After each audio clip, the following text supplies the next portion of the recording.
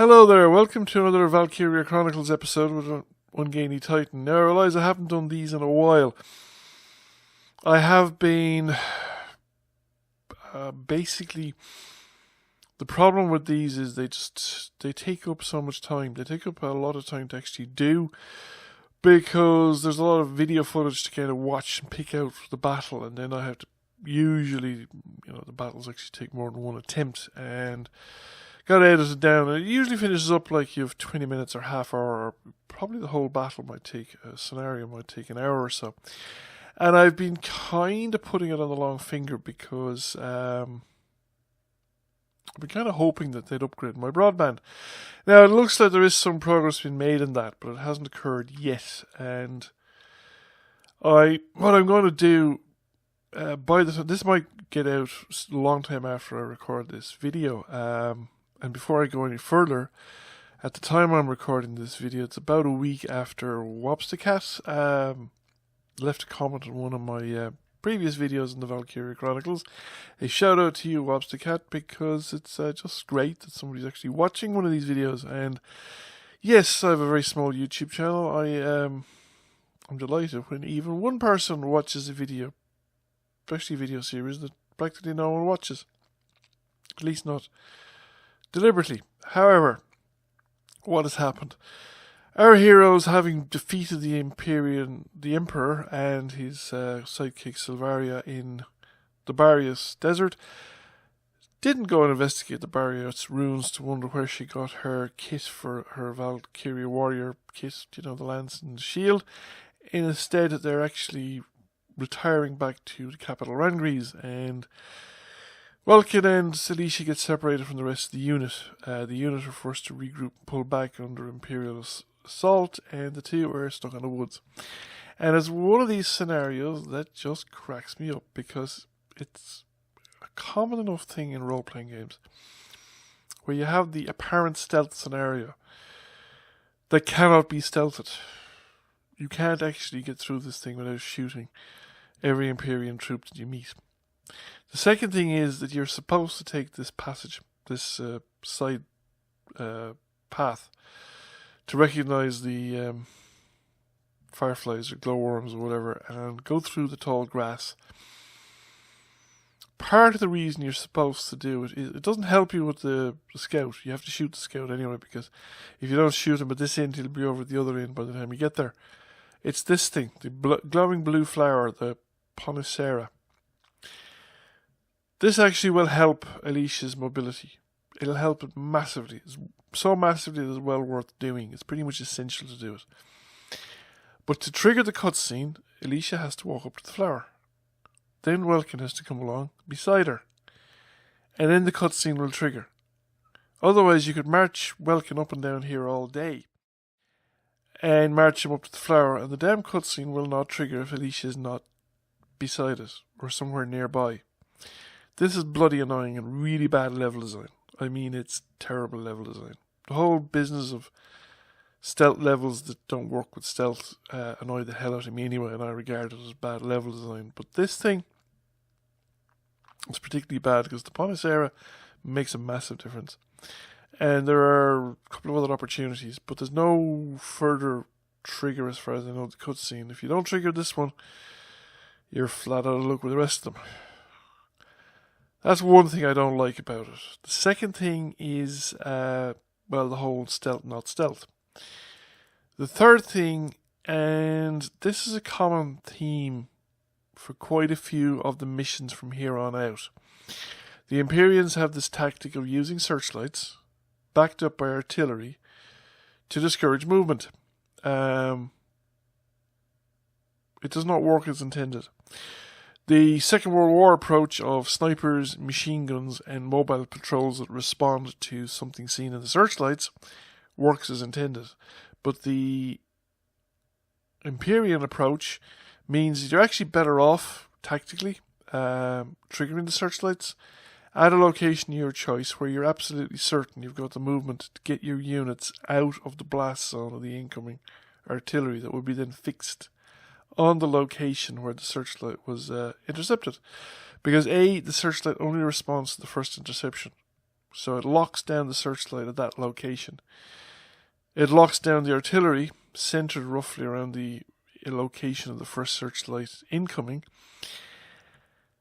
And if you do it right, then any unit nearby will have the movement point to get through the area and get out of the blast zone before, or without being in any real danger.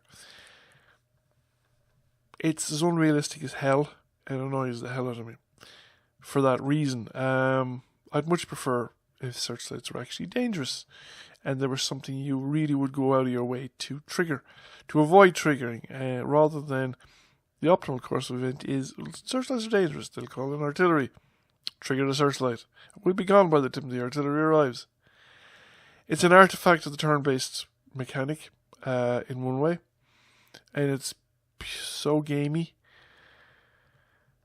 Now, I generally don't do it, and I kind of, role play it and avoid the searchlights as much as possible. But it's as long as you, and if you really, like, in this one it doesn't really matter, but there's other ones where you're moving the whole squad, and or at least the usual deployment of 10 troopers and a tank. And in some cases you're moving troopers like snipers or lancers who have limited movement. And there are multiple searchlights with overlapping, or at least patterns that almost touch each other. So in some cases it is actually worthwhile triggering the searchlight early, so as to pin it down at that location. You can get everyone past, or maybe triggering both of them at opposite ends. So you trigger the first searchlight early, the second searchlight at the far end of its sweep, and then you hide the whole squad in the dead ground in the middle between the two of them. Very gamey solution to a problem. And I'd rather they didn't bother if they were going to allow this kind of gamist type solution. Then that's a bit of a rant on my part. But it is one of the problems with this scenario. There's no way of doing it stealthily, at least none that I've found, or anybody else has found, because I went on the internet and checked. I did it for a couple of scenarios in this thing that I just weren't working out quite the way I planned. So you have the searchlight, you have this passage on the right, a scout. He's going to have to be killed. Doesn't matter. It doesn't do anything bad to kill them. This little passage that he's in links into the other road that goes parallel to this further north. Doesn't matter. You're going to interact with him either way you go. This is as good a way as any other. In fact, I think it's probably might be better in that there's fewer searchlights to interact with. Park Welkin up here in the long grass. Once he's down, he's hidden, he's fine, and he's out of direct line of sight of the scout. And Alicia can come along and hobble along and deal with the scout momentarily when she arrives. She's the better shot anyway in general, I find.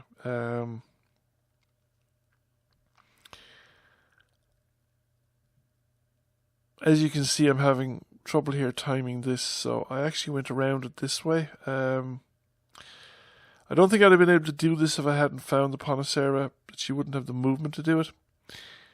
And she'd finish up because this I think is the current blast zone anyway, or at least around the corner is the current blast zone for the incoming artillery rounds. So just add in this location to it, doesn't make a whole lot of difference. She's coming up now on the scout position, and she's going to have to fight the scout. Well, she might not have the movement to actually get there, but you'll have the movement next phase to get her around the corner, deal with the scout, and get her up beside Welkin. So we get her around the corner. Here is the scout. We just plop him away. He's only a one-shot kill anyway. And Alicia's a good shot, and she tends to not miss. So we have him out of the way. And off we hobble again. If I can just remember what direction I'm supposed to be going in. Oh yeah, there's the searchlight. That's the direction I'm going in. Searchlight will take enough time to get around. She'll hobble across the open ground. We drop her down into the long grass and we end the movement. There's the next batch of Ponacera, the glowing blue flower. I mean, that's a strong bioluminescence. Are these flowers radioactive? Of course, this whole Ragnite is glowy blue stuff as well. So all the magic stuff seems to be glowy blue stuff in this world. So our heroes wait their turn. There's a bit of movement by the enemy troops, and there is the only way to go through is that direction, up that way where the enemy troops are moving. There's no other way through the forest. You can't climb up the embankments and just scarper along through the trees like real monkey humans would do, and just go slide up there along the eastern side of the map. No, you've got to go around by the paths. Bit like the old Lenin's joke about no revolution is possible in Germany because they wouldn't walk on the grass. Something along those lines. Anyway, we got Alicia up here because she's the one that needs the treatment, and then we'll get Welkin up beside her. And we can trigger the cutscene. All the other cutscenes, all the use of Panacea after the first one is voluntary. You actually have to trigger it by pressing spacebar. Off we go. Up he goes. See the view event. Click the spacebar and the cutscene triggers. So Welkin gives Alicia some more. She puts it on the ankle and she feels tons better.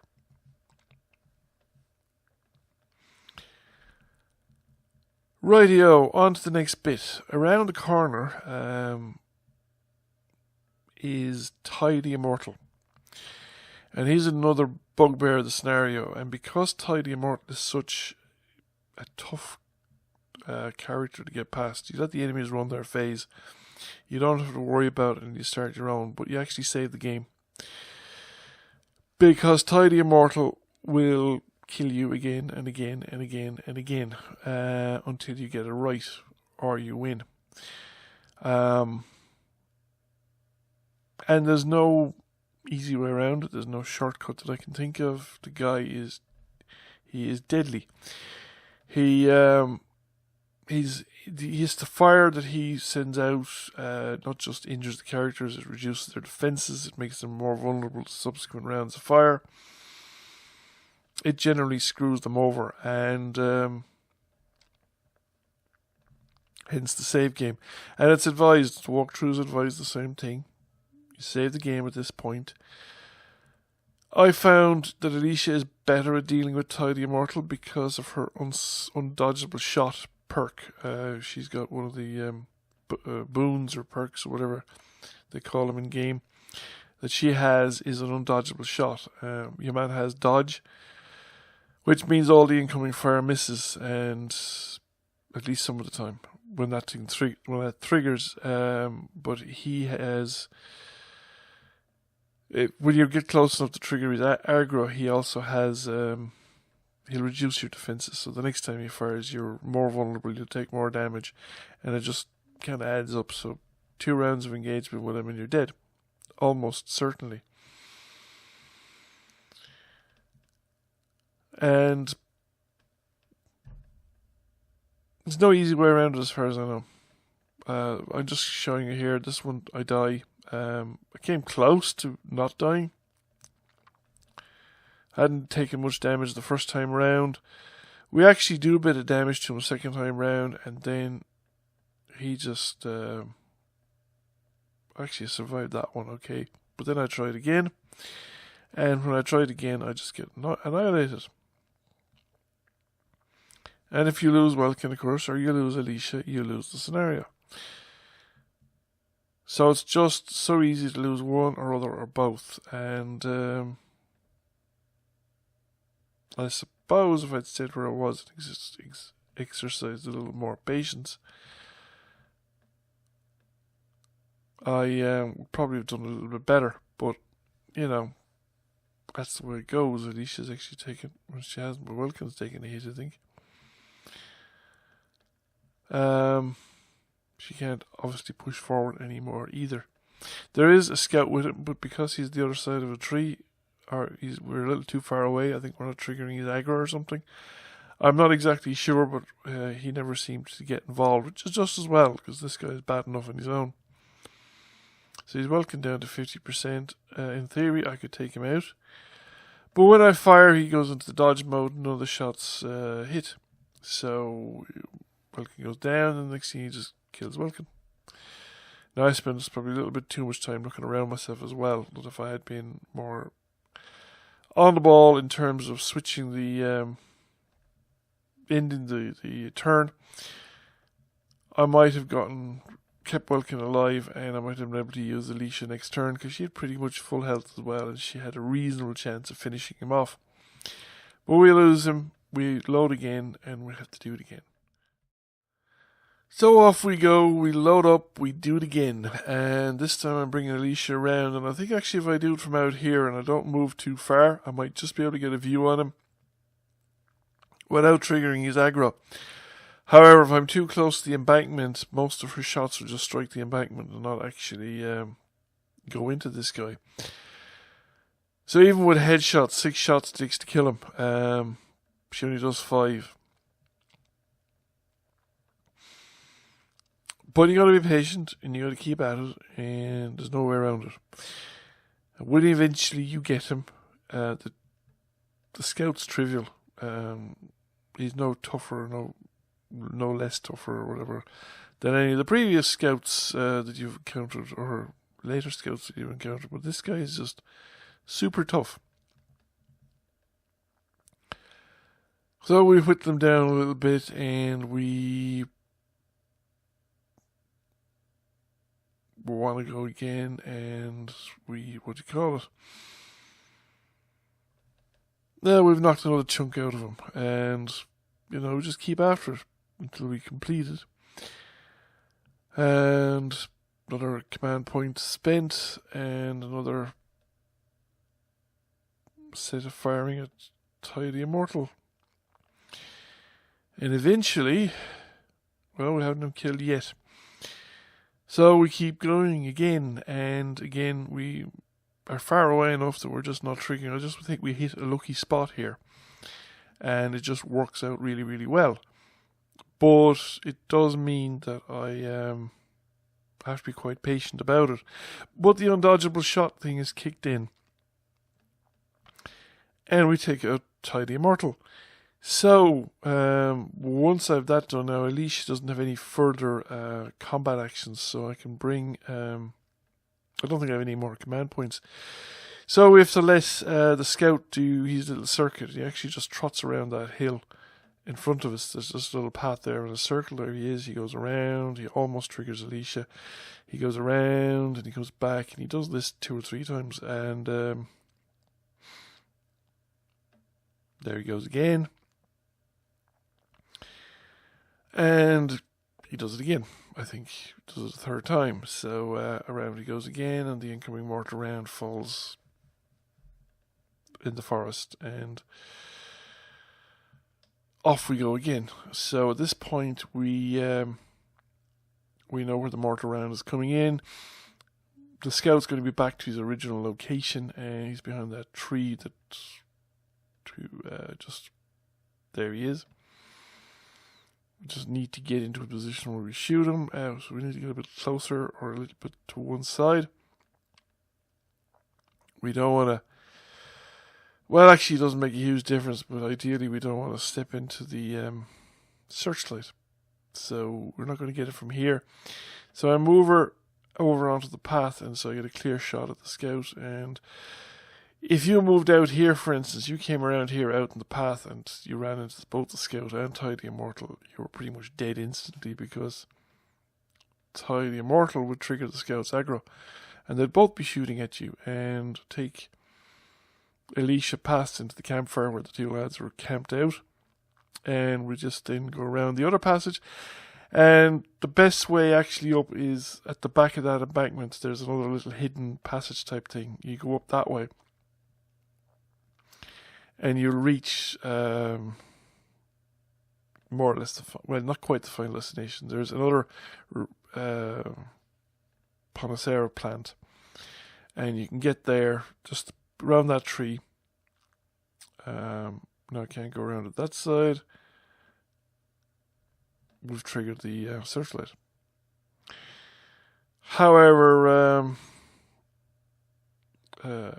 Alicia's maternal instincts have kicked in, which just persists her, but she doesn't have quite the movement to get as far as the Ponacera, and we don't want to push her out too far, or she'll trigger the other searchlight and she'll have no movement left and she'll be in the kill zone. Want to be careful that I don't do that.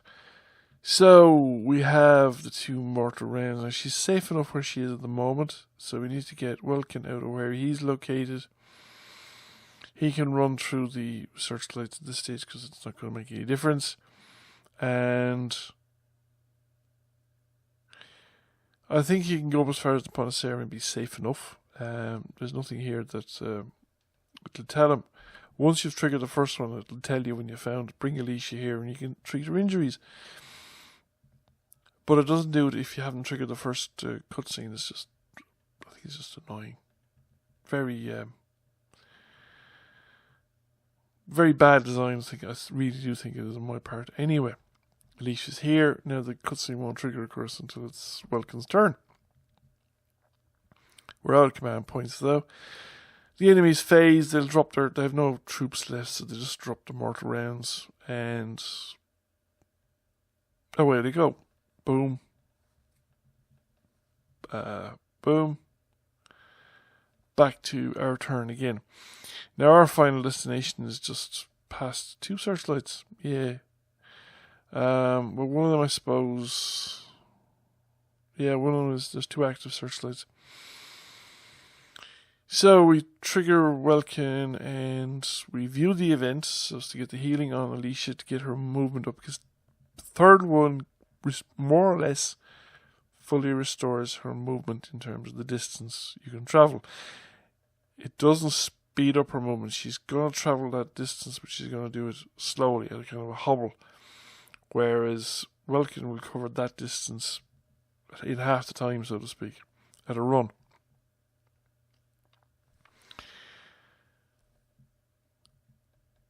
So anyway, once the cutscene is over, you're then free to move the two characters again. And you need to get both into the final safe zone. It's not just enough to get Welkin to the safe zone. Although I do think you have to activate him once Alicia is there in order to trigger the closing conversation, the closing dialogue that just finishes off this area and allows the score stuff to appear. So you follow the searchlight out, you avoid the mines, and you run into the space between. You're safe enough, I think, around the rocks here. But after that, then when you come out of here, you need to be watching it where you're going in order to get past it. Once you think you're as far as the tree or just a little bit beyond it, you're actually in the safe zone out of the other side. You've effectively cleared this area. But in practice, it's not done until